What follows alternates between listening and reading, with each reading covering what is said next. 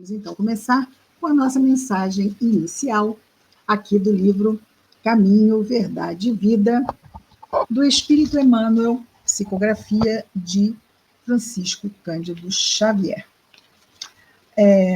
Vamos então ver aqui, vamos abrir agora aqui. Mensagem 32. Nuvens. Ai, gente, brincadeira isso, hein? Vocês foram testemunhas, eu abri agora, não foi? Vocês viram? Vou abrir. Nuvens.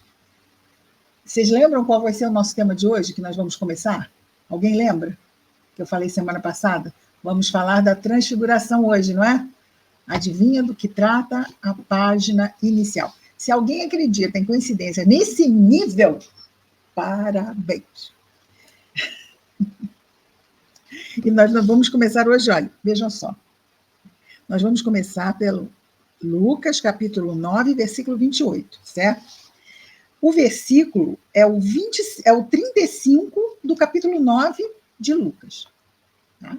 Então, aqui Emmanuel vai dar spoiler, porque nós ainda não vimos, mas ele vai dar spoiler. Diz-nos então Lucas: e saiu da nuvem uma voz que dizia: este é o meu amado filho, a ele ouvi. Emmanuel vai comentar-nos as palavras da nuvem, no caso, seriam as palavras de Deus, nós sabemos aqui, que vamos dizer assim, isso acontecia muito no Antigo Testamento, não é? Deus falava aos homens, mas Deus fala através dos espíritos superiores, não é? Deus não fala, não é? Ele fala conosco através do nosso íntimo, já que as suas leis estão na nossa consciência. E nós temos, naturalmente, como essências, centelhas divinas, uma ligação com o nosso Criador.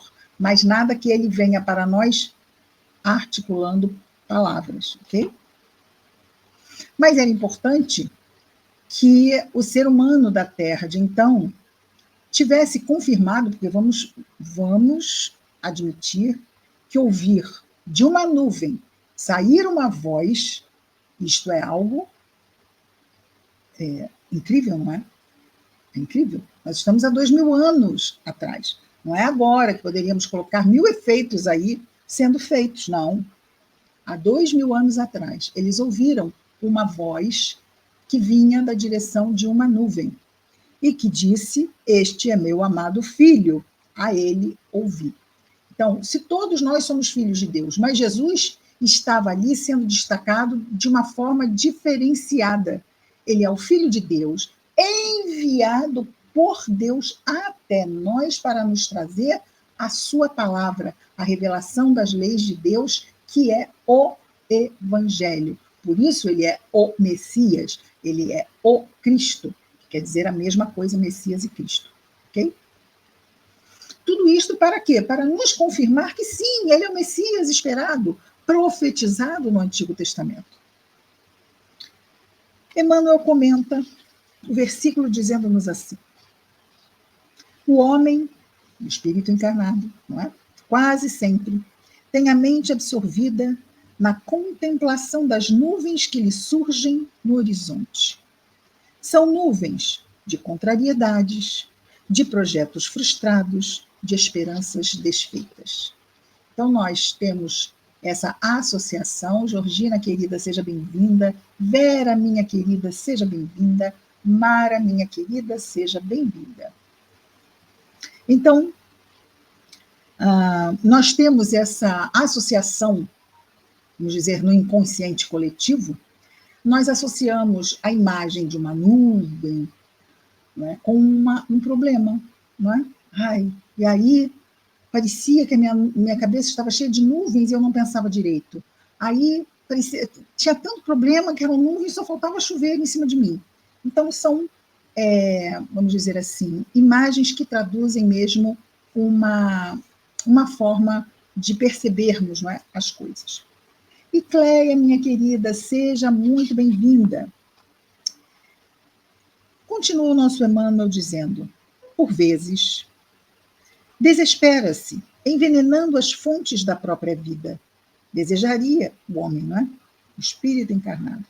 Desejaria invariavelmente um céu azul à distância, ou seja, que tudo azul, azul, azul, azul, azul, sem uma nuvenzinha. Isto em termos de vida e não de clima, ok? Céu azul. Eu estava tão feliz, estava com um céu azulado. Não tinha uma nuvem, uma preocupação, um temor na minha cabeça, nem no meu coração. Desejaria invariavelmente um céu azul à distância, um sol brilhante no dia e luminosas estrelas que lhe embelezassem a noite. No entanto, aparece a nuvem e a perplexidade o toma de súbito. Ai, mas e agora? Pronto, formou-se a nuvem. O que eu vou fazer? Surgiu-me esse problema, como resolver? Nuvem. Conta-nos o Evangelho a formosa história de uma nuvem. Encontravam-se os discípulos deslumbrados com a visão de Jesus transfigurado, tendo junto de si Moisés e Elias. Então, esses espíritos estavam encarnados, que estavam sendo vistos? Não. Eles apareceram, eram aparições. Não podemos dizer que eram materializações. Por quê? Porque ninguém tocou neles, certo? Então, as aparições são visíveis, como bem visível também é uma materialização. Só que a materialização pode ser percebida ao tocar. A aparição, não, ela é só vista, ok? Não dá para tocar, não é tangível. Então, Jesus se transfigura e aparecem os dois espíritos, Moisés e Elias, falecidos há mais de 1000 anos, tanto um quanto o outro. Embora um deles, Elias, nós sabemos que havia reencarnado não há muito tempo, sendo mesmo um parente de Jesus, o nosso João Batista. Cristina, por que você diz que ele era um parente de Jesus?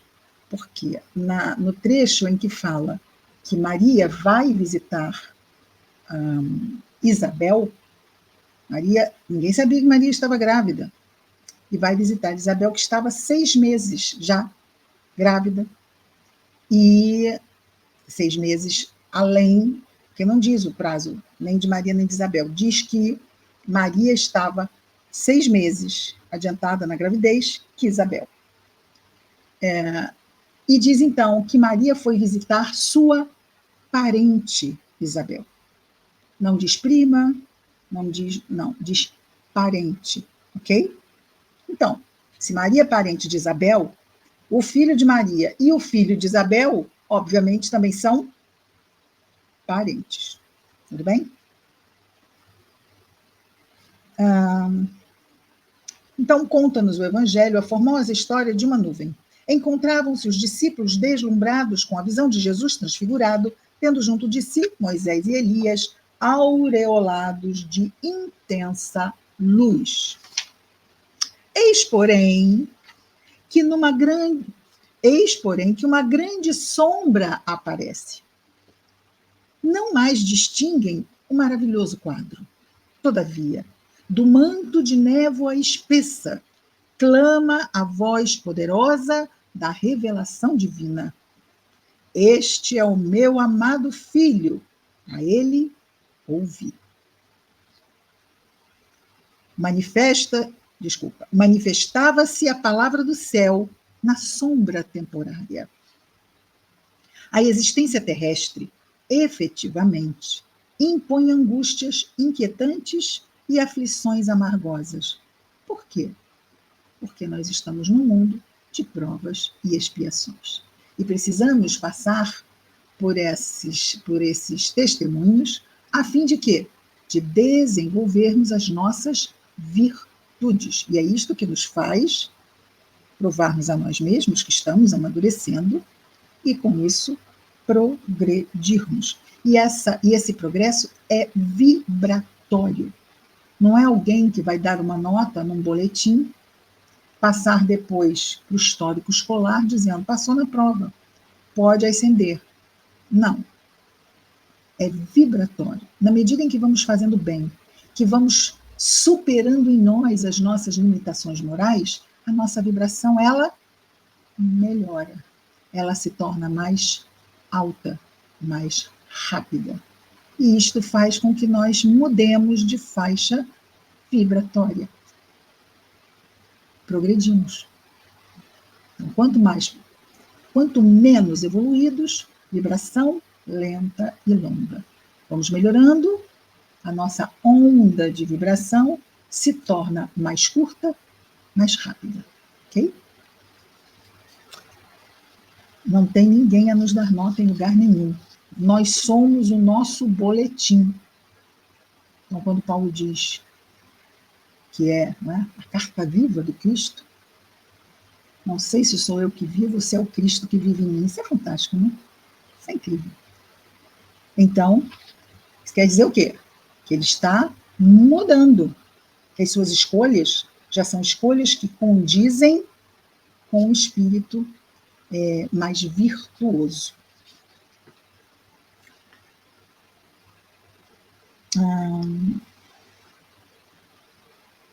A existência terrestre, efetivamente, impõe angústias inquietantes e aflições amargosas. É conveniente, contudo, que as criaturas guardem serenidade e confiança nos momentos difíceis. As penas, conclui Emmanuel, as penas e os dissabores da luta planetária contêm esclarecimentos profundos, lições ocultas, apelos grandiosos. A voz sábia e amorosa de Deus fala sempre através deles. Deles quem? Dos dissabores e das penas, da luta planetária, da sombra. A voz sai da sombra, da nuvem. E é nesses momentos de luta que vivemos aqui na carne em que a nossa fé é testada, não é? É nesse momento em que a voz busca nos alcançar, como a nos dizer: tem de bom ânimo? Persevera, tudo vai se resolver, tudo vai passar. Afinal, Deus está à frente de todas as nossas vidas, facilitando-nos os recursos e as oportunidades para trabalharmos o nosso crescimento. A voz sábia e amorosa de Deus fala sempre através das nossas próprias lutas. E aí vamos lembrar Jesus dizendo-nos o quê? Quem tiver ouvidos de ouvir, ouça. A voz está lá, nos lembrando, nos fortalecendo, nos abençoando.